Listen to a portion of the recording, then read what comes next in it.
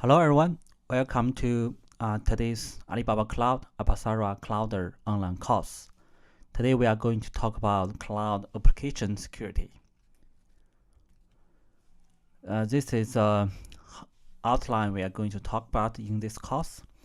So at the very beginning, we will go through the current cloud application security situations to talk about what is most common application network attacks, and also we will introduce WAF, the web application firewall product in Alibaba Cloud security product portfolio.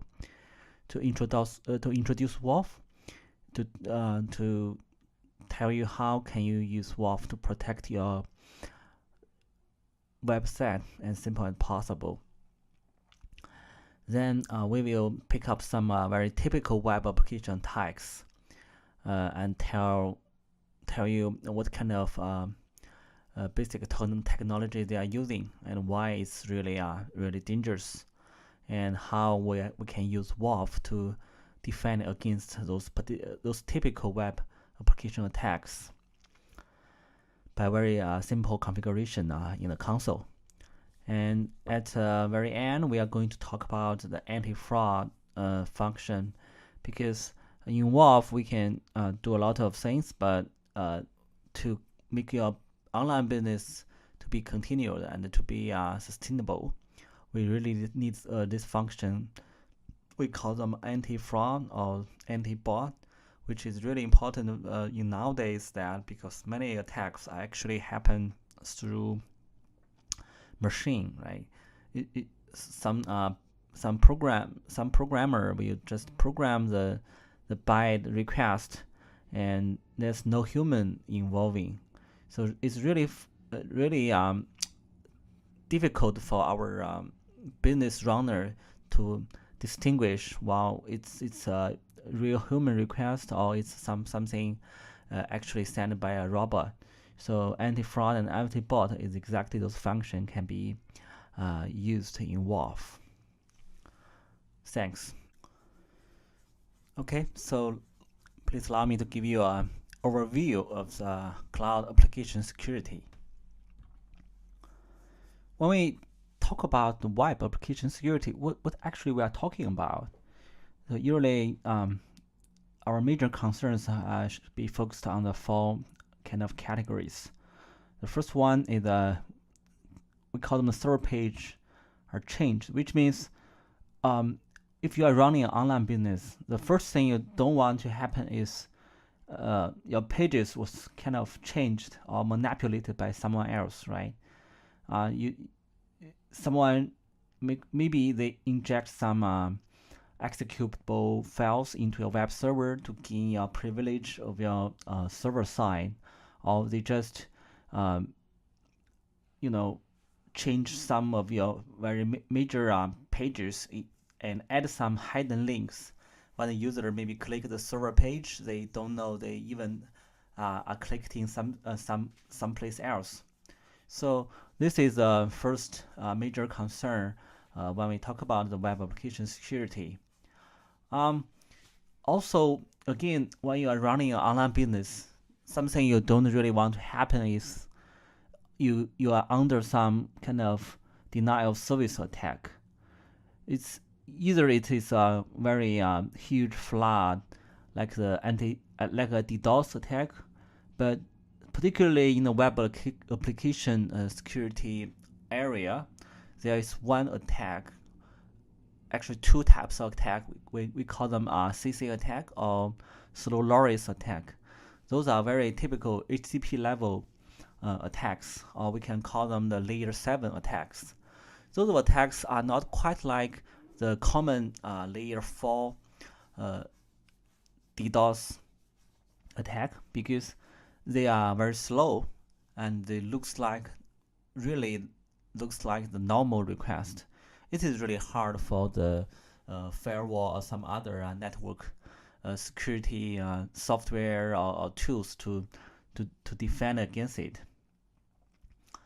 Then usually when attacker is attacking your website, definitely they want to gain some values, right? They either want to gain some capability to steal your user password, or maybe even to change some kind of account, and get some access to your very treasurable or valuable sensitive data, which means, for example, we in the web application security category, there are one attack called injection attack. We will introduce these typical attacks in the later slides. Those kind of attack is something they just insert very small or very dangerous code into the input of their HTTP request. They can have something you never know happening in your server side or your client side to gain some privilege you don't want them to have. And the last one, we call them bots and crawlers concerns.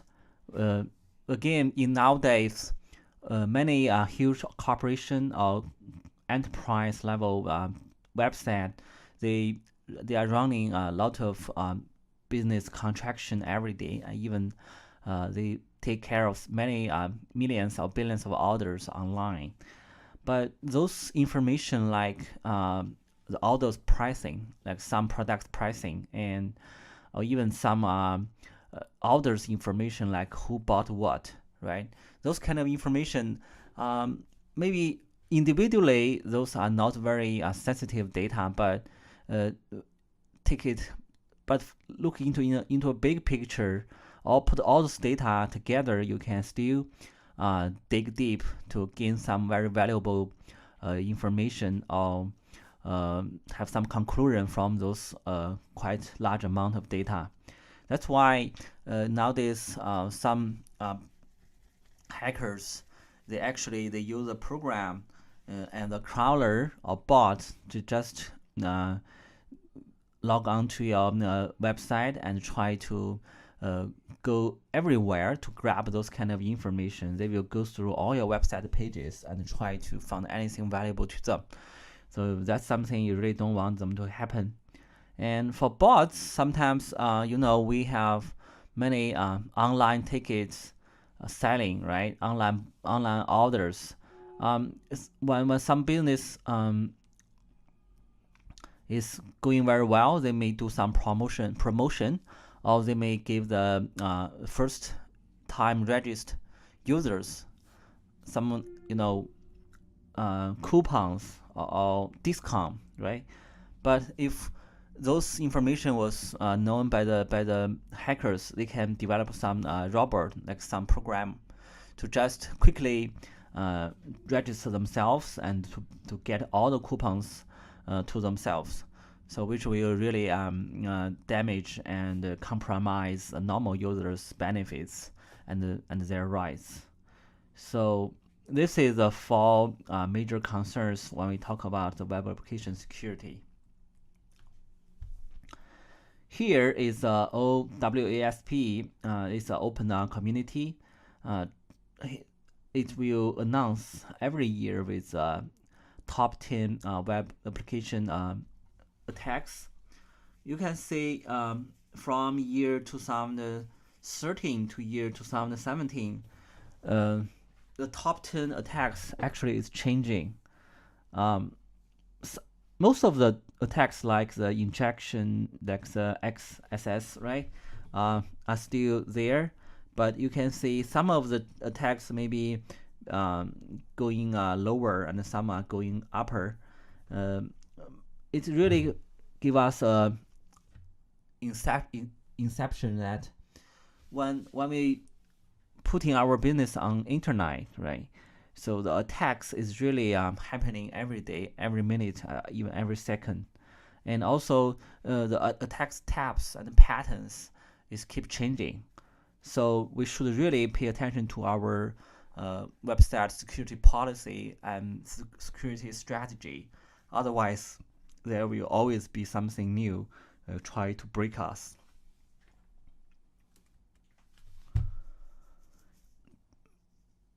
Because we are running a business on the internet from the we call them the web service. Usually, it's a very common concept. The web service. The web service involves two factors, right? The client side and the server side.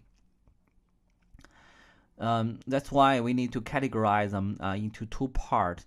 So some attacks are actually focused on your client side vulnerability, and some are actually trying to break your web server side and gain something more valuable from your server side. You can take a look at the left, right? We talk about the web client side. Usually, XSS is one kind of the attack.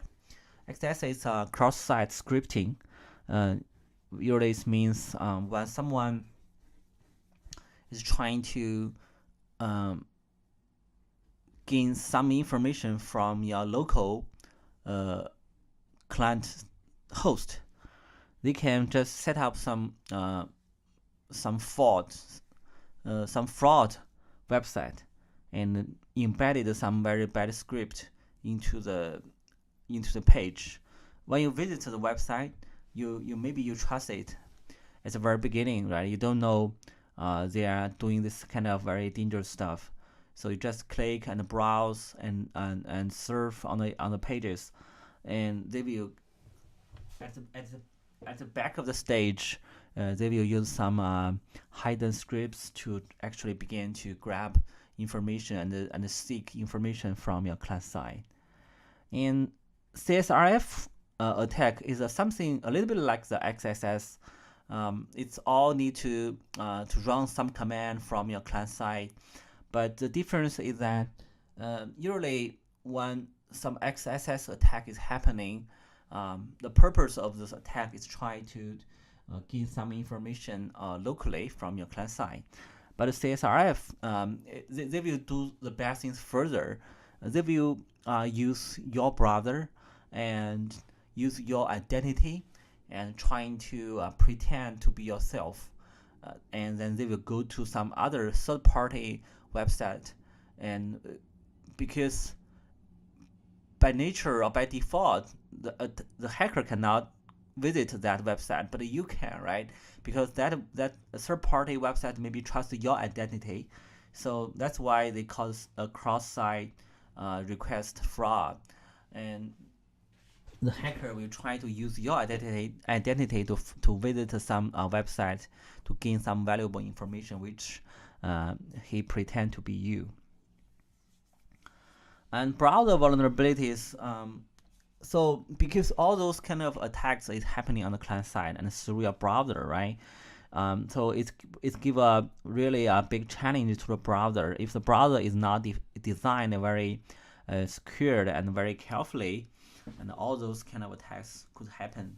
That's why also nowadays a lot of very famous companies are involved into the browser product, and they already developed many very well used and common practice to strengthen the browser's capabilities. And sometimes, the modern browsers also support the plugin capability. The plugin give us a very convenient and flexible way to use the browser and customize your browser, right? But if you don't install those plugins carefully, or don't filter or try to scan those plugins very carefully, it could be a safety leak that you just install some bad plugin or some malicious plugin which cause your security leak. Then let's move to the server side. Server side security, because it's even dangerous. Usually our server side is not only trying to calculating your request and give you a response, but most of the data are actually stored on the server, right? Or even or some database connect to the server. Those are very valuable and sensitive data. That's why the server side security is really also another big concern. So SQL injection is one of the way they can gain directly access or gain the data from your database, which is not allowed by default. We will introduce the circuit injection and give you some examples in the later slides, and also including HTML injection, right? HTML injection, usually we just assume that the user will input some common strings, right, to give us some information. But some bad guys will just also add some other strings, which is we call them executable code. Those kind of code can be inputted together with the normal value, then combined together, they became a very dangerous string. And maybe if the browser didn't detect that carefully, they may just run it in the script or run it in the command line, and it will cause some very dangerous consequence. And web shell is another way when some hackers, they found some leak from your server side, they can try their best to upload some file into your server side, right? So if they gain this capability, it's really dangerous, because if this files were uploaded to your server side, those files definitely is written by the hacker. It contains many dangerous behaviors they want to do across your server side, and if they have the capability to run that script from their client side, and they can just send some HTTP requests to make the script being interpreted by the server side. It's really dangerous. So web shell is another big concern for the server side security. Together with the web shell, and I said with the web shell, definitely the hacker will gain some very special privilege which you don't want to give him.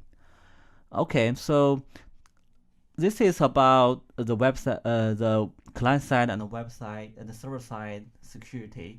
So be carefully to design your web service and try to defend the various kind of the attacks from both sides. Okay, now we know many kind of the web application attacks, and also we know from the server side, from the client side, what the particularly attacks could be facing. But we do have some general security suggestions. We call them security protection methodologies. The first one is don't trust input by default. So think about the injection attacks, right? When you are trying to let the users to input some information to run the business, but you can never assume that they will always input something very normal, very formatted, right? So always be careful and check the user privilege and check the input, and try to pre-compile or use some other ways to reformat the input data to filter all the dangerous characters. The second one is know your baseline, which means when you are running a service, if you run it long enough, you should have an experience about what is my normal business model, or the normal consumption of my computing resource and storage resource, all the CPU, memory, performance. So when you get those baseline, you can keep monitoring your different resources, like as I said, like the CPU or memory usage. So when something looks very strange, it's never happening before, and some peak usage of your memory or I/O path, that will be a very clear obvious sign that something unusual is happening, right? So know your baseline is another suggestion to your application security protection. No matter how you defend your service very well, you still may be under some attacks, and maybe you have to face some zero-day vulnerabilities. So at that time, our suggestion that anything is happening, just try to find the cure and quickly as possible, and try to if you are using Alibaba Cloud, we definitely suggest you to have not only the application security product purchased, and also you should have the server side, we call them the server guard product deployed, and also some network security product deployed. So with all the protection, you will gain some automatically patching capabilities, because our protection are happening on the internet, right? All those patches are actually keep updating from the server side. We call them a kind of virtual patch capability. So remember this: if you was finding any holes, finding any unsecure component or software, try to patch them, make your system always and strong, and you can defend. So the last one is about again, it's about human, right? No matter how well you protect your website and design your application security strategy, we still need to keep monitoring the process, make sure all the people who can interact with the system, they are actually doing it very well, and not trying to bypass some security detection, and not to misuse some privilege they were not given, and using the auditing mechanism to try to look back to any things happening in the history to find out any possible security leak. Okay, so this 4 major items is our suggestion for any general application security protection.